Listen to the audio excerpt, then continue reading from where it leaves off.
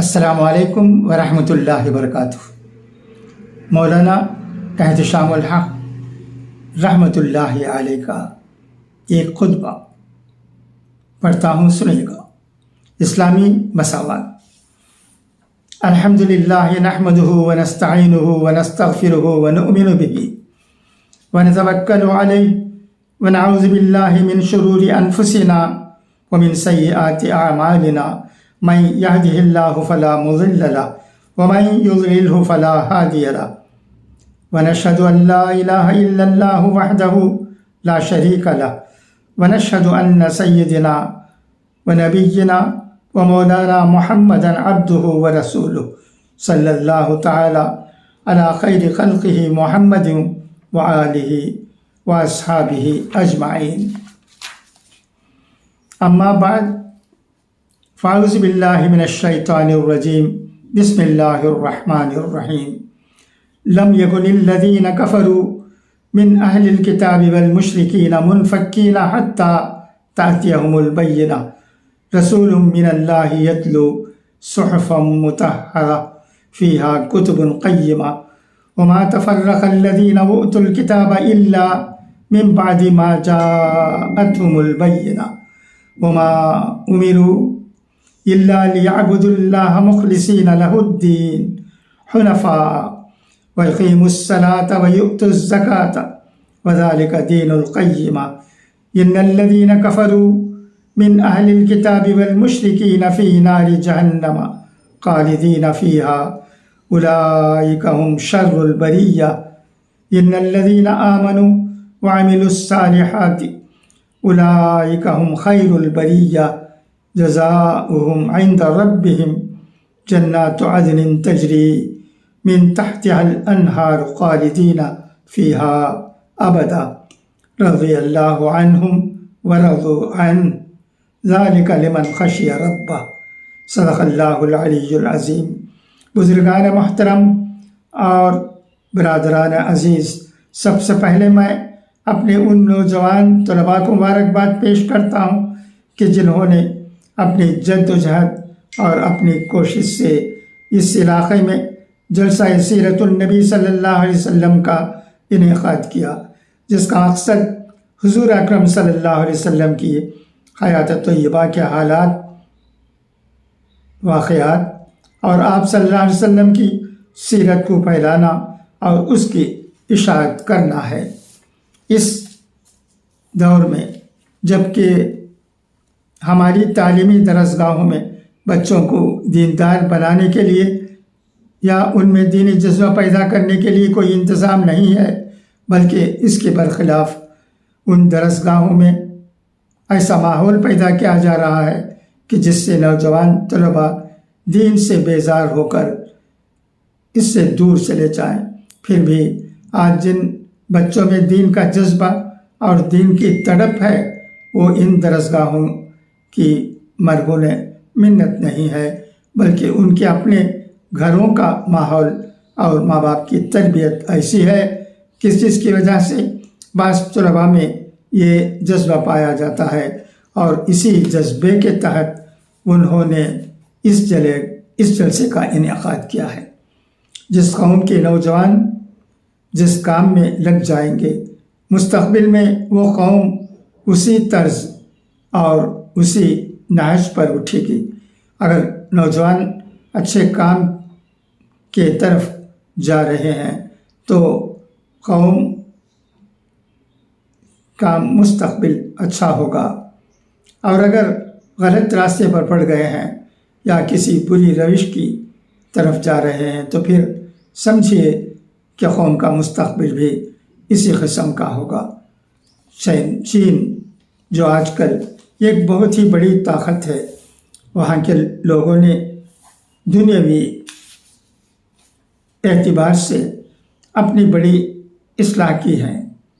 میں نے دنیاوی اعتبار سے اس لیے کہا کہ ان کے یہاں کم از کم یہ باتیں آپ کو نہیں ملیں گی جو روزانہ ہم اپنے یہاں اخبارات اور رسائل میں پڑھتے ہیں کہ فلاں نے فلاں کا اغوا کر لیا ہے، فلاں نے فلاں کو قتل کر دیا ہے، کسی نے فلاں کا رویہ لے کر روپیہ لے کر بھاگ گیا وغیرہ، بلکہ پورے ملک میں شاید آپ کو ایک بھی مثال ایسی نہیں ملے گی کہ کسی نے کسی کو کوئی چیز چرائی ہو۔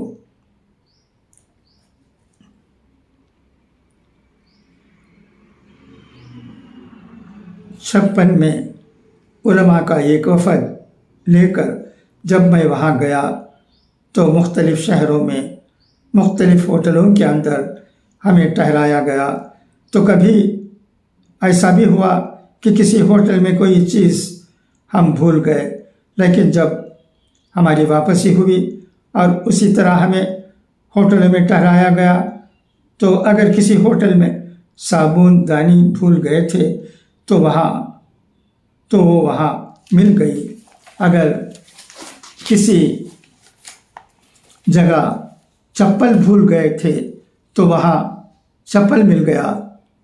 اس سے یہ پتہ چلا کہ انہوں نے دنیوی اعتبار سے اپنے آپ کو کافی درست کر لیا ہے۔ اور جب چین سے واپس ہوتے ہوئے ہانگ کانگ کے اندر ہم نے قدم رکھا، انگریزوں کی حکومت ہے تو وہاں بسوں میں،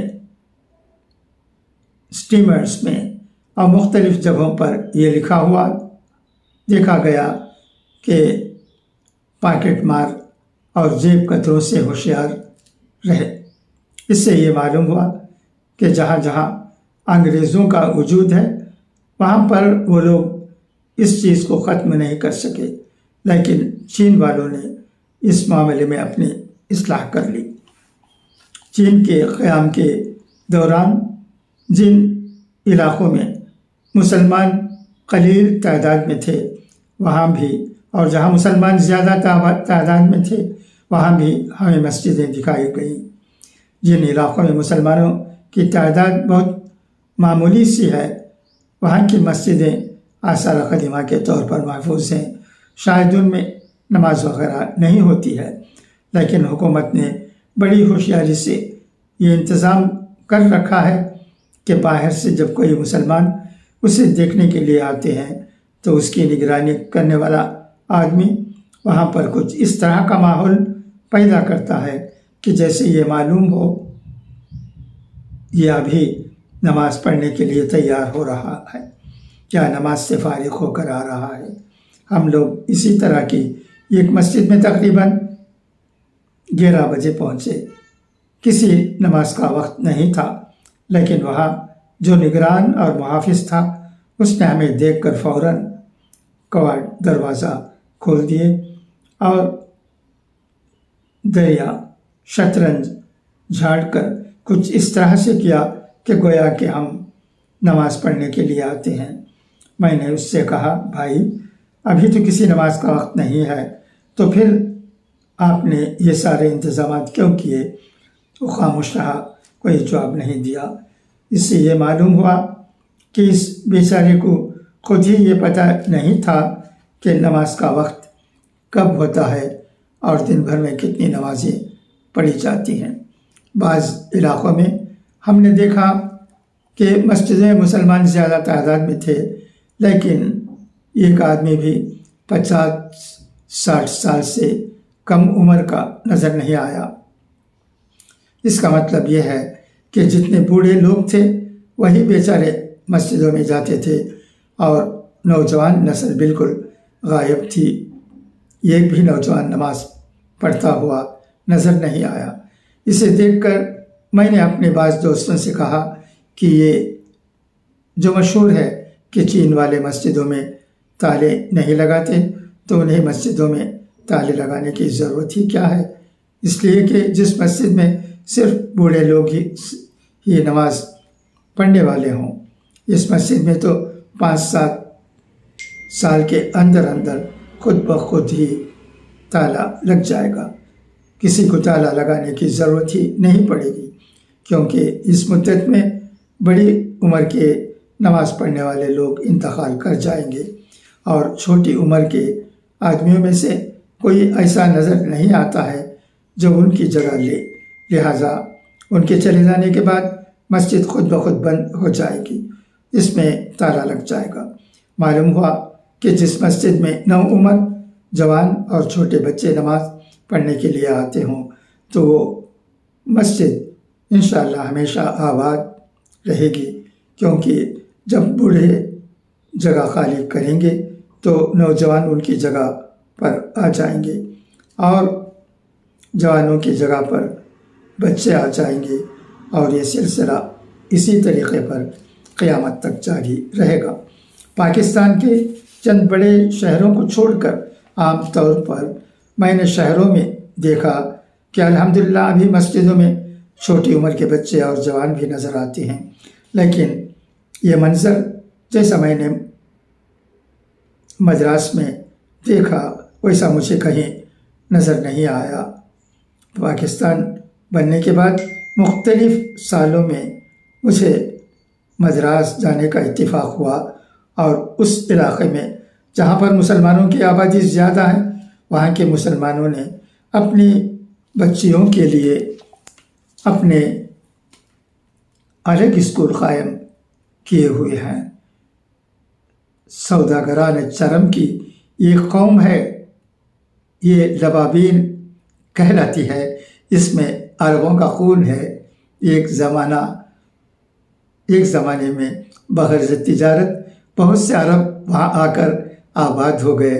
یہ حضرات تجارت کے ساتھ ساتھ اسلام کی تبلیغ بھی کرتے تھے۔ ان لوگوں نے ہندوستان کی قدیم آبادی جس کو دراوڑم کہتے ہیں، ان کی عورتوں سے شادیاں کی، ان سے ان کی اولاد ہوئی۔ یہی لوگ آگے چل کر لبا یا لبابین کہلائے۔ یہ حضرات اپنے لڑکوں اور لڑکیوں کی تربیت اور ان کی حفاظت بہت اعلیٰ طریقے پر کرنا جانتے ہیں۔ بعض علاقوں میں مجھ سے کہا گیا کہ آپ لڑکیوں کے ایک مدرسے میں چل کر امتحان لیں، تو میں نے یہ اندازہ لگایا کہ شاید چھوٹی چھوٹی بچیاں ہوں گی۔ میں نے ان سے اس کے متعلق پوچھا تو انہوں نے کہا کہ نہیں، بڑی عمر کی لڑکیاں ہیں اور پردہ کے اندر ہوں گی، آپ باہر بیٹھ کر ان کا امتحان لیں گے۔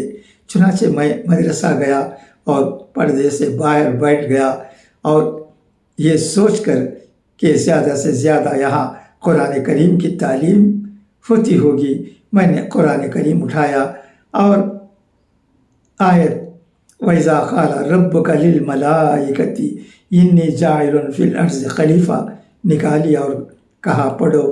ایک لڑکی نے پردے کے پیچھے سے پڑھنا شروع کیا، بہت اچھے تلفظ اور تجوید کے ساتھ اس نے پڑھا۔ مجھے بہت خوشی ہوئی۔ جو صاحب میرے ساتھ تھے وہ کہنے لگے اب آپ اس لڑکی سے اس کا ترجمہ پوچھیے۔ میں نے کہا کیا آپ لوگ ترجمہ بھی پڑھاتے ہیں؟ کہنے لگے جی ہاں۔ میں نے ترجمہ پوچھا تو اس نے بالکل سلیس زبان میں اس آیت کا ترجمہ بھی کر دیا۔ وہ صاحب کہنے لگے اب آپ ان آیتوں کی تفسیر بھی پوچھ لیجئے۔ میں نے کہا کیا آپ تفسیر بھی پڑھاتے ہیں؟ کہنے لگے جی ہاں۔ چنانچہ میں نے تفسیر بھی پوچھی تو اس لڑکے نے حضرت آدم علیہ السلام کی پیدائش کا پورا قصہ بتایا، اور اس آیت کی تفسیر کی جو دوسرے اجزاء تھے وہ بھی اس نے بیان کیے۔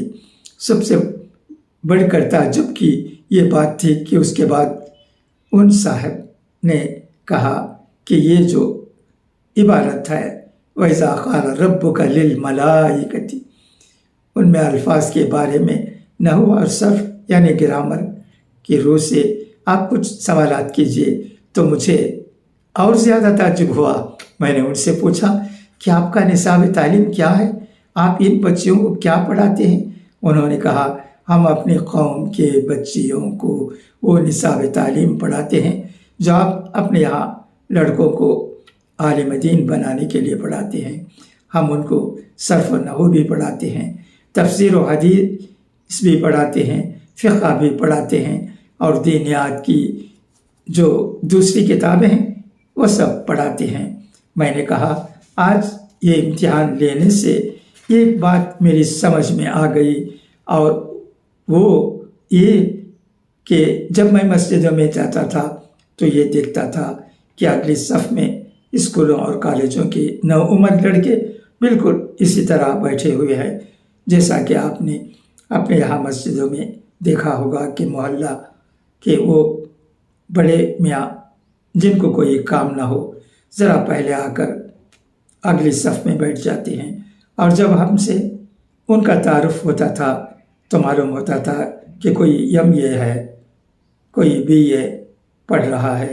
یہ سن کر مجھے بہت خوشی ہوتی تھی۔ میں نے ان اپنے میزبانوں سے کہا کہ آج یہ میری سمجھ میں آ گئی کہ یہ اسکول اور کالج کے طالب علم اور نوجوان بچے پہلی صف میں کیوں ہوتے ہیں۔ وجہ اس کی یہ ہے کہ یہ لوگ ایسی ماؤں کی گود میں پرورش پائے ہیں کہ جنہوں نے قرآن و سنت کی تمام